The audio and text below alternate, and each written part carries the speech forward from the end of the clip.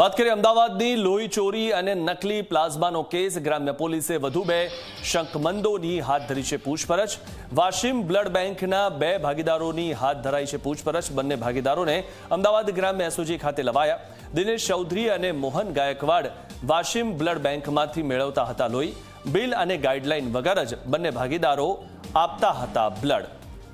ત્યારે લોહી ચોરીનો આ કિસ્સો જે છે તે સામે આવ્યો છે અને વધુ તેમાં અપડેટ આવી રહી છે। આ વિશે વધુ માહિતી મેળવી અમારા સંવાદદાતા ઉદય રંજન પાસેથી। જી ઉદય, જણાવશો વધુ વિગત છે આ વિશે? મિથુન, જો વાત કરવામાં આવે તો અમદાવાદ ગ્રામ્ય પોલીસે એક આખું અલગ પ્રકારનું એક નવું મોડસ ઓપરેન્ડી વાળું જે છે એ કૌભાંડ ઝડપી પાડ્યું હતું, જેની અંદર મહત્વની વસ્તુ એ હતી કે બ્લડની ચોરી અને સાથે તે જે બ્લડ પ્લાઝમા હોય છે એની બનાવટ અથવા તો નકલી કરી અને વેચતા હતા। અને બ્લડ પ્લાઝમા જે છે એ ફાર્માસ્યુટિકલ કંપનીની અંદર ખાસ કરીને જે કેન્સરની દવા બનતી હોય છે તેનો ઉપયોગ થતો હોય છે। એટલે કહી શકાય કે અનેક જીવનો સાથે ચેડા કરવાના ગુનાની અંદર જે છે આખો પર્દાફાશ કરવામાં આવ્યો હતો, જેના મૂળ ગુજરાતથી લઈ અને મહારાષ્ટ્ર સુધીના વાસીમ જિલ્લા સુધી પહોંચ્યા હતા। ત્યારે તપાસની અંદર જે 2 મુખ્ય આરોપી મોહન ગાયકવાડ અને દિનેશ ચૌધરી આ બંને મુખ્ય આરોપીઓ હતા કે જે નકલી પ્લાઝમા બનાવી અને ફાર્માસ્યુટિકલ કંપનીને વેચતા હતા।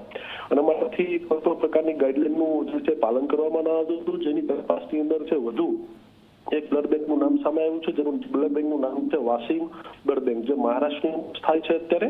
જેના બંને ભાગીદારોને જે છે અત્યારે પૂછપરછ ચાલુ કરવામાં આવેલી છે। અમદાવાદ ગ્રામ્ય એસઓજી કચેરી ખાતે બંનેને મહારાષ્ટ્રથી લાવવામાં આવેલા છે અને બંનેની તબક્કામાં પૂછપરછ કરવામાં આવેલી છે કે આખરે જે બ્લડ અને પ્લાઝમા જે આપવામાં આવતા હતા તેમાં એની ગાઈડલાઈન શું હોય છે, એને ફોલો કરવામાં આવતી હતી કે નહોતી આવતી, કેટલી વખત અને ક્યારે ક્યારે અને કોને કોને આ પ્લાઝમા અને બ્લડ જે છે આપવામાં આવ્યું હતું।